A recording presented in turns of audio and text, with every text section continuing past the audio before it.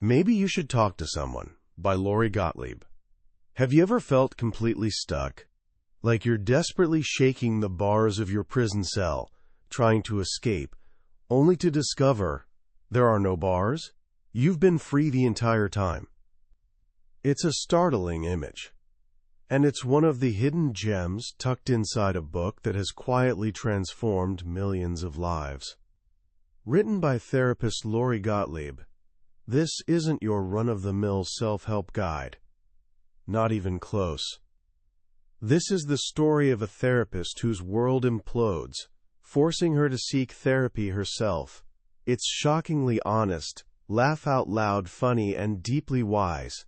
We get an all-access pass behind the curtain of the human heart, watching not just her own therapy unfold, but sitting in on sessions with her patients too. There's a Hollywood producer who labels everyone an idiot, a young newlywed facing terminal cancer, a 69-year-old woman planning to end her life on her 70th birthday if things don't improve, and a 20-something caught in a cycle of hookups with the wrong guys, including someone she calls the dude from the waiting room. Their stories are riveting on their own, but what elevates this book to modern classic status is how their journeys mirror the therapist's own struggles. It reveals something profound. We're all far more alike than different. Today, we're stepping into that therapy room together. By the end, you'll understand not just how therapy works, but how people work. You'll discover the difference between pain that life hands us and the suffering we pile on ourselves. And you'll learn perhaps the most crucial lesson, how to author your own story instead of just playing a character in someone else's version. This isn't just a summary. It's an invitation to look inward and, maybe, to finally wake up. Let me introduce you to John. He walks into a therapist's office and announces that his life is plagued by idiots. The driver who stopped at a yellow light. The dental hygienist who won't stop chatting. Even the Apple technician at the so-called genius bar who couldn't fix his laptop. Some genius, he mutters. The therapist listening is our guide, Lori Gottlieb. As John rambles on, she's silently repeating a mantra: have compassion, have compassion, have compassion. It's not working. John is abrasive, arrogant, seemingly lacking any self-awareness. He tells Lori he chose her because she's a nobody in Los Angeles, so he won't run into his important TV industry colleagues. He pays cash, so his wife won't find out. You'll be like my mistress, he says with a grin, then corrects himself. Actually, more like my hooker. Lori has a rule from her training. There's something likable in everyone. She's found it in murderers and criminals. But sitting with John today, she's really struggling. He just seems like an asshole with spectacular teeth. Then something shifts. As John continues ranting, his outrage feels strangely familiar. The way he blames the outside world, his certainty that he's completely right and been terribly wronged. That's exactly how she's felt all day. Because what John doesn't know is that Lori is falling apart. The night before, the man she thought she'd marry, someone she simply calls boyfriend, unexpectedly ended their relationship. Now she's trying to hold it together for patients, crying during 10-minute breaks, and carefully wiping away mascara before the next session. She looks at John complaining about the idiot who wronged him and thinks, I hear you, brother. This is where our story truly begins. Not with a therapist who has all the answers, but with one who's just as human, fragile, and lost as everyone else. It's about therapy, yes, but really it's about how we heal. And it starts with a moment that feels like the world ending. Let's rewind to that night. Lori is in bed with boyfriend, a genuinely kind man. The type who brings home your favorite meatballs from Costco without being asked, rubs your back during Netflix binges, leaves love notes on your desk. They're planning their future. Minutes ago they were deciding which movie to see that weekend. Then he goes eerily silent, not comfortable silence. The kind of silence that only someone in love can detect on a special frequency. "Hey, is something up?" Lori asks casually. And then he says it, out of nowhere. "I've decided I can't live with a kid under my roof for the next 10 years. Lori has an 8-year-old son. She bursts out laughing. It has to be a joke. It's so absurd, so random. But he's dead serious. He explains that his own teenagers are leaving for college soon, and he doesn't want to wait another decade for an empty nest. He wants freedom. He wants to relax on weekend mornings and read the paper without her son occasionally saying, "Look at my Lego. Look what I made." "The thing is," boyfriend explains, "I don't want to have to look at the Legos. I just want to read the paper." Lori is stunned. Her mind races through grief stages at lightning speed. Denial, the laughter. Anger, "When were you planning to tell me?" And now, bargaining. Can they make it work? Can she handle more childcare? But he's firm. It's not about her, he insists. He wants to marry her, just not her with a kid. "You can't order me up a la carte," she thinks, "like a burger without the fries." In her practice, Lori has a blunt saying for patients stuck on impossible conditions. If the queen had balls, she'd be the king. It's her shorthand for how the perfect becomes the enemy of the good. If you spend life picking and choosing, waiting for some ideal that doesn't exist, you might deprive yourself of all joy. And now her own boyfriend is saying that without a kid she'd be perfect. But she has a kid. Just like that, her future evaporates. This becomes her presenting problem, the issue that pushes someone into therapy. The next morning, Lori is a wreck. She calls friends. One suggests she sleep with someone else. Another, fellow therapist Jen, diagnoses boyfriend as avoidant, or maybe just an asshole. But they can only offer so much comfort. Jen finally says what needs saying. "Maybe you should talk to someone." She tells Lori, "You need a place where you're not being the therapist. You need somewhere you can completely fall apart." Lori knows she's right. But finding a therapist when you are one is incredibly tricky. You can't see anyone in your professional or social circle. It's an ethical breach called a dual relationship. The therapy space needs to be sacred, separate.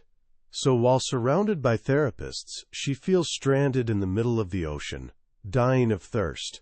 Water, water everywhere, nor any drop to drink.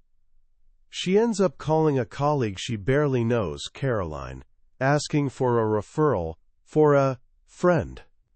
She invents a story about this friend being a high-functioning man in his 40s who'd prefer a male therapist, married with kids. She wants an objective opinion from someone just like boyfriend, convinced any reasonable man would be as appalled as she is. She's seeking objectivity, but only because she's certain it will rule in her favor. After some dead ends, Caroline suggests psychologist Wendell Bronson. "He's smart," she says, "married with kids, been doing this forever." That's all Lori knows. She calls and leaves a message, voice cracking on the word therapist. When Wendell calls back, he says maybe 5 words, mostly uh-huhs, before offering an appointment the next morning. It's not much, but just making the call brings relief. This is therapy's placebo effect, the hope that begins even before entering the room. Tomorrow, she thinks, she'll get help.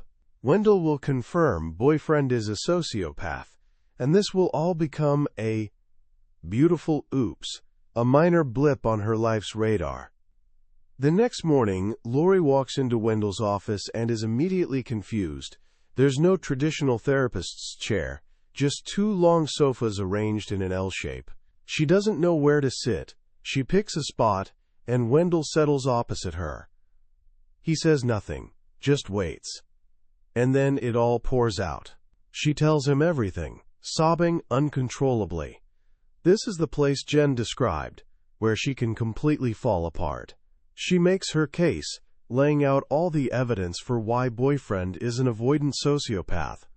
She's certain this married professional father will validate her, tell her she dodged a bullet. But Wendell doesn't offer any of that. Instead, after listening patiently, he asks a simple question that slices through her narrative. I wonder if you're grieving something bigger than the loss of your boyfriend. Lori wants to punch him. What garbage! She was fine before this. Better than fine. She has a child she adores, a fulfilling career, supportive family, amazing friends. She's here to get through a breakup, not dissect her entire existence. But Wendell knows what all therapists know. The presenting problem is often just a symptom of a much larger story. And as much as Lori wants to resist, a small part of her knows he's right. If she just wanted to complain about boyfriend, she could do that free with friends. She's paying Wendell for something more. She exists in that space between knowing and not knowing. This begins her journey, forcing her to examine the story she tells herself. And to understand her story, we need to go back to a young woman who, long before becoming a therapist, was obsessed with stories of a different kind. In her 20s, Lori worked in Hollywood. She started as a junior film agent's assistant, overhearing her boss ask his mentor, "Should I pick the smart one or the hot one?" When she got the job, she felt perversely hurt, concluding she must be the smart one. She loved the creative side, crafting stories and developing characters. She moved up, becoming a film executive. But the glamour faded fast. The work felt slow, leaving her bored, even depressed. The only relief came from watching TV every night. So she did what seemed logical, got a job in television at NBC. It was the dream. She worked on shows destined to become massive hits, like ER and Friends. She was there when Jennifer Aniston auditioned. She was on set with a young George Clooney. She felt energized, connected again. She'd solved her problem. Or so she thought. One of her shows, ER, had a medical advisor, a real emergency room doctor named Joe. Lori, ever the researcher, asked to visit him at work. In borrowed scrubs, she started shadowing him in the ER. The drunk drivers, gang shootings, brain tumors. These weren't fictional stories. This was raw, immediate, real life. And she was captivated. She kept going back, week after week. "You seem more interested in what we're doing here than your day job," Joe observed one night.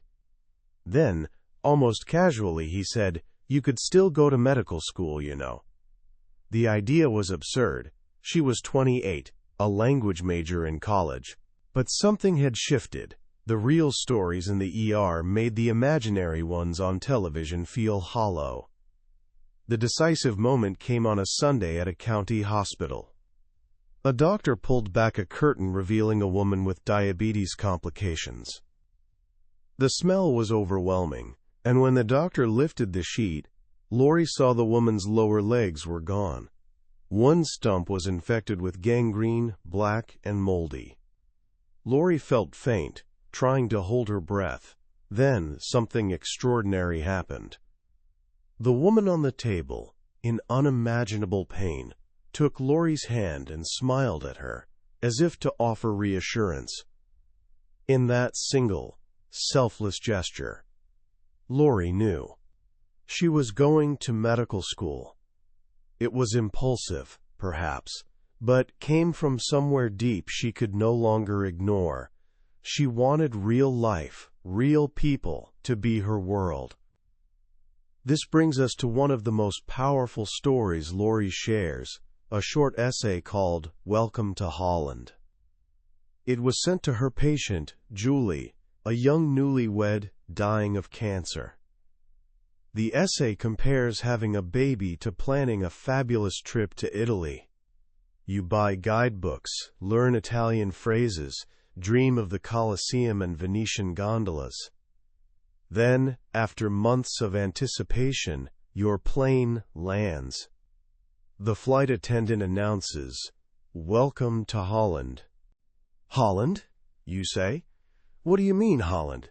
I signed up for Italy." But the flight plan changed. You've landed in Holland, and there you must stay. The point is, you haven't been taken somewhere horrible and disgusting. It's just different.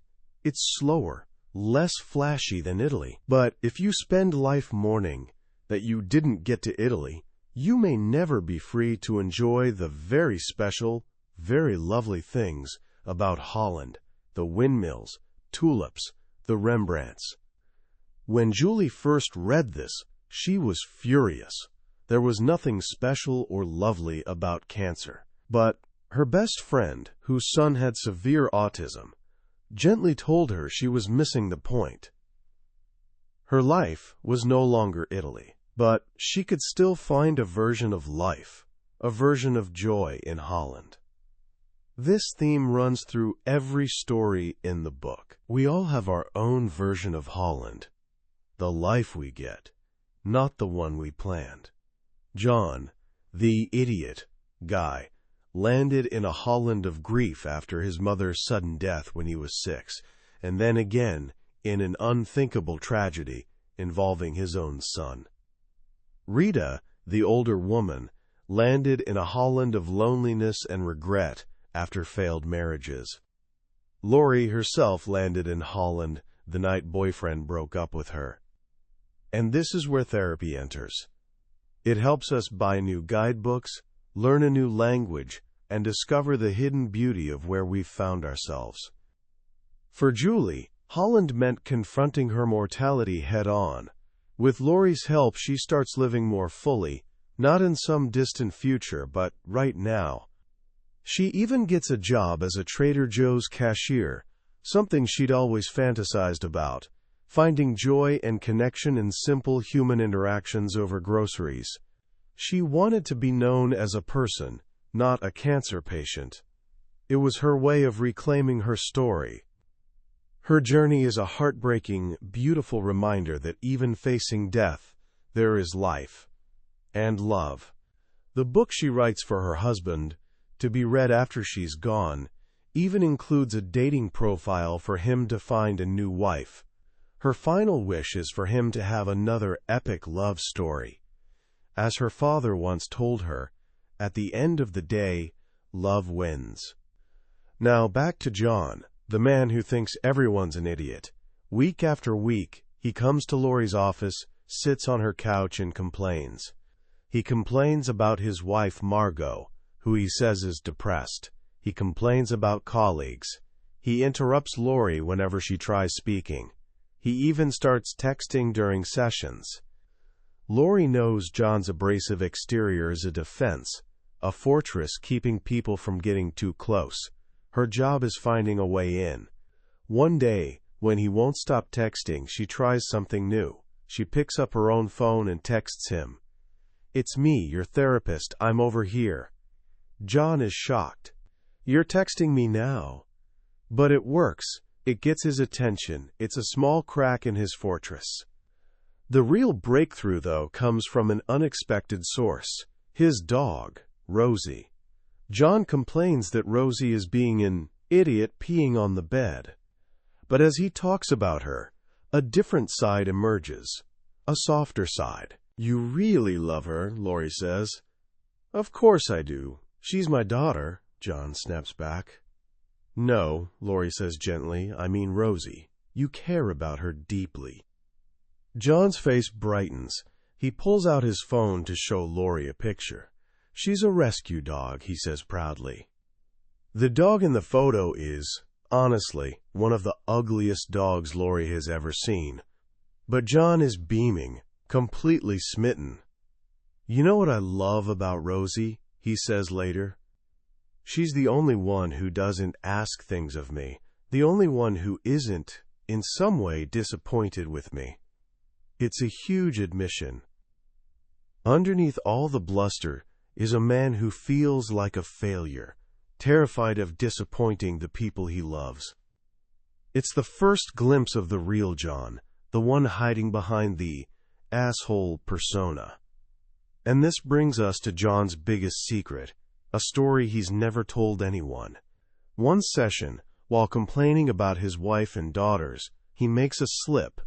He's talking about too much estrogen in the house, how his daughter Grace is acting like a teenager, and then he says, "And Gabe's getting so emotional." "Gabe?" Lori asks. John gets flustered. "I meant Grace," he says. "Sometimes a cigar is just a cigar, Dr. Freud." But Lori gently presses. "Who's Gabe?" Long silence. Finally, John says it so quietly she can barely hear. "Gabe is my son." Then he gets up and walks out, ending the session. He doesn't return for a month. When he finally does, he lies down on the couch, faces the back, and tells her the story. Years ago, he and Margot were driving to Legoland with their 2 young children, 6-year-old Gabe and 5-year-old Gracie. They were having a wonderful time, singing silly songs in the car. John felt a rare sense of peace. He'd promised Margot he'd stay off his phone for the trip. Then his phone rang. It was an emergency, he assumed. Margot gave him a look. "Don't," she said.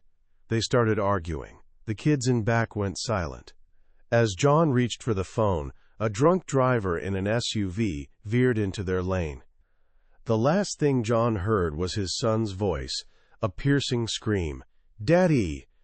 Gabe died at the scene. The not knowing torments him. Was he responsible?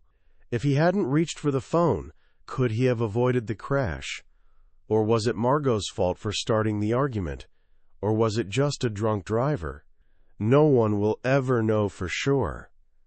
After Gabe's death, John and Margot were lost in separate worlds of grief. He couldn't talk about it.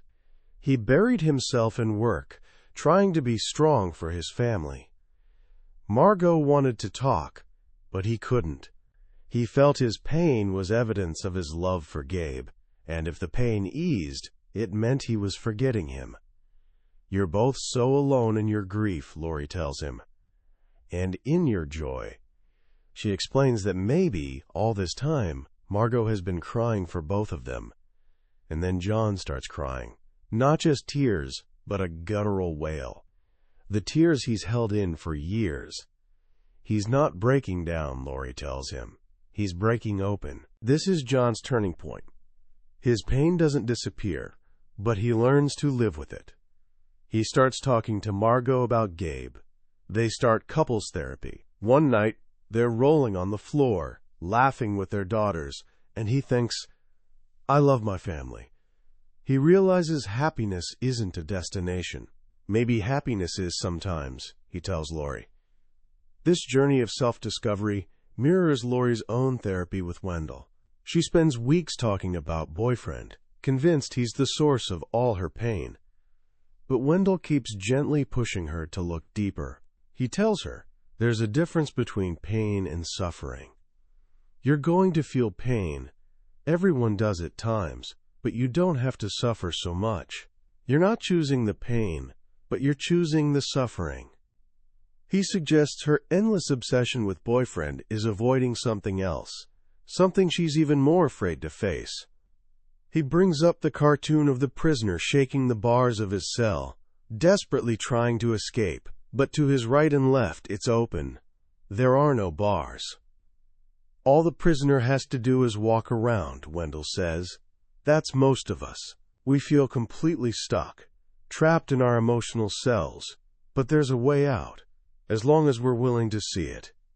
This image becomes a revelation for Lori. She realizes she's her own jailer.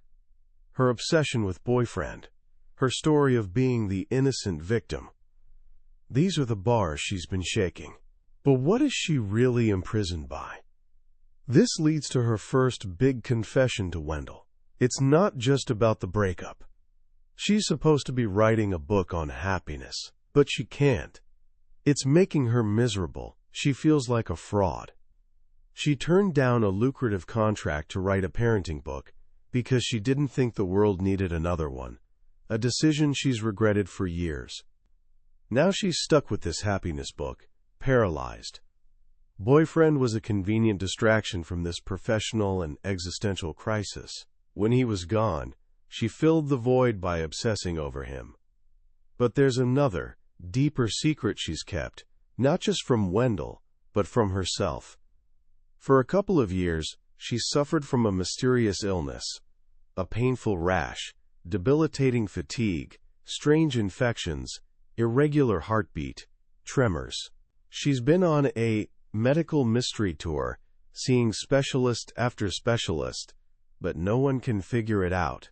One neurologist even dismisses her symptoms as anxiety, a modern version of Freud's female hysteria, caused by a wandering uterus. She hid the extent of her illness from boyfriend because early in their relationship, he'd mentioned breaking up with a woman who had a minor health issue. "I don't want to have to take care of her if she gets really sick one day," he'd said. So Lori pretended she was fine. She avoided seeing the clues about her health, just as she avoided the clues that she and boyfriend weren't a good match. They were both hiding from the truth.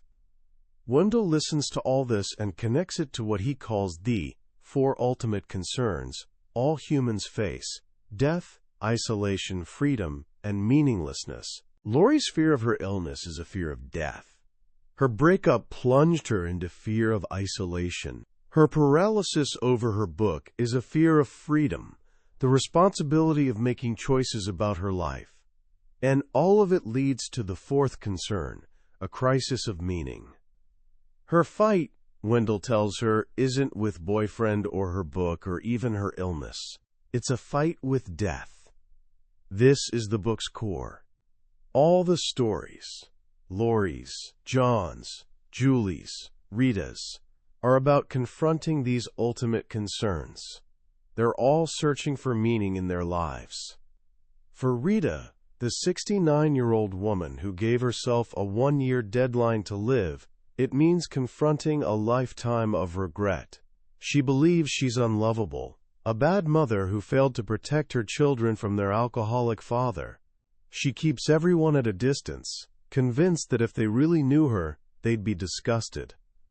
Then Myron enters her life, a kind widower who moves into her apartment building. They become friends, but Rita is terrified of anything more. When he finally confesses his feelings, she slaps him and runs away. She writes him a long, brutally honest letter, confessing all her past crimes, sure he'll reject her. But he doesn't. His response is full of compassion and understanding. He has his own baggage, he tells her. Everyone does.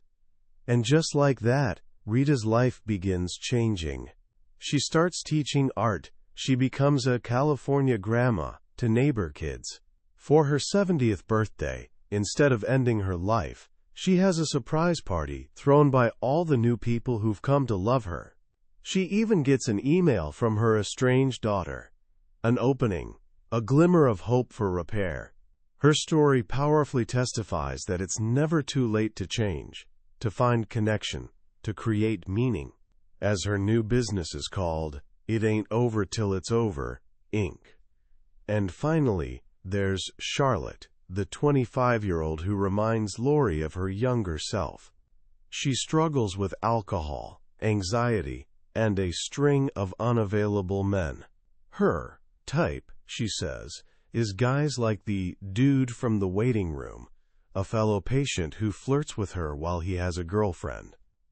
This is what therapists call repetition compulsion. We're drawn to people who feel familiar, even if that familiarity is painful. Charlotte's father was emotionally unavailable, disappearing and reappearing in her life, so she's drawn to men who do the same. Her unconscious is trying to master an old wound, to finally get it right this time. But by choosing the same type of person, she only gets hurt again. Her journey is about breaking that pattern. It's about moving through the stages of change, from pre-contemplation or denial, to contemplation or ambivalence, to preparation, to action, and finally to maintenance. It's not a straight line. There are relapses and setbacks. But eventually, Charlotte starts changing her dance steps. She gets sober. She changes her therapy appointment time so she doesn't have to see the dude. She starts saying no to what hurts her and yes to what heals her. She realizes that being the cool girl who pretends not to care feels like garbage. All these stories, Lori's, John's, Julie's, Rita's, and Charlotte's, weave together, forming a beautiful tapestry of what it means to be human. They show us that therapy isn't about getting a quick fix. It's about growth. It's about learning to sit with discomfort. It's about taking responsibility for our own lives. As Lori's journey with Wendell comes to a close, she realizes he didn't save her. He helped her save herself. She's learned to walk around the bars of her prison cell. She's let go of the fantasy that everything would have been perfect if she'd married boyfriend or written the parenting book. She's started facing her illness with courage instead of avoidance. She's started writing again, but this time, something meaningful. This book. In their final session, they don't say goodbye. They call it a pause in the conversation, because relationships in life don't really end. Every person you've been close to lives on somewhere inside you. The book ends with Lori leaving Wendell's office for the last time. She walks out into the sunlight, no longer rushing. She notices the warmth on her skin, lifts her eyes to the world, and thinks, "Actually, I've got plenty of time." It's a beautiful, hopeful ending to a journey that began in darkness and confusion. It's a reminder that we all have the capacity to change, heal, and find meaning, no matter what Holland we've landed in. So what do we take away from this incredible journey? What's the secret Lori Gottlieb is trying to share with us? I think it comes down to a few very powerful, very simple truths. First, we're all unreliable narrators of our own lives. We tell ourselves stories to make sense of the world, but often those stories are designed to protect us from painful truths. We're the hero, the victim, the misunderstood one. John's story was that everyone else was an idiot. Rita's story was that it was too late for her. Lori's story was that boyfriend was a sociopath who ruined her life. But none of those stories were the whole truth. Therapy, at its core, is a process of editing our stories. It's about finding a more honest, more compassionate, and more empowering narrative. The second truth is that change and loss travel together. We can't have one without the other. This is why we so often stay stuck. We say we want to change, but we're terrified of what we'll have to let go. It might be a relationship, a job, or even a familiar, comfortable misery. The prisoner in the cartoon is afraid of the freedom outside his cell. It's unknown territory. So he stays, shaking the bars of a prison that doesn't even exist. The book asks us to consider, what are the open bars in our own lives that we're refusing to walk through? And finally, the most important truth is about connection. We grow in connection with others. We can't do it alone. We all need to be seen, to be heard, to feel that we matter. In one of the book's most moving moments, Lori asks Wendell a vulnerable question, "Do you like me?" And he replies, so simply, "I do like you." He says he likes her neshama, the Hebrew word for soul. That's the magic of a good therapeutic relationship. And really, any good relationship.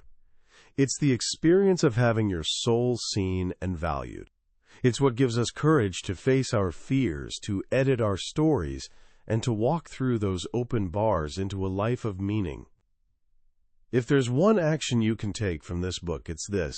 Start getting curious about your own story. What are the narratives you tell yourself every day? Are they serving you? Are they true? And if you find you're stuck, that you keep stepping in the same puddle over and over, remember what Lori did. Maybe you should talk to someone. Because freedom isn't about the absence of bars. It's about the willingness to see that they were never there in the first place.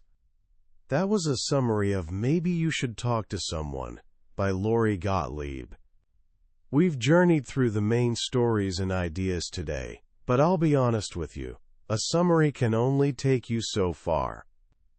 The real magic of this book happens in the quiet moments, when a particular story or a simple phrase hits you in a way you didn't expect. This summary is designed to give you a sense of the book's heart, and to help you decide if it's worth your time. If anything we've talked about today has resonated with you, I truly encourage you to grab a copy. Reading it isn't just about learning psychological concepts.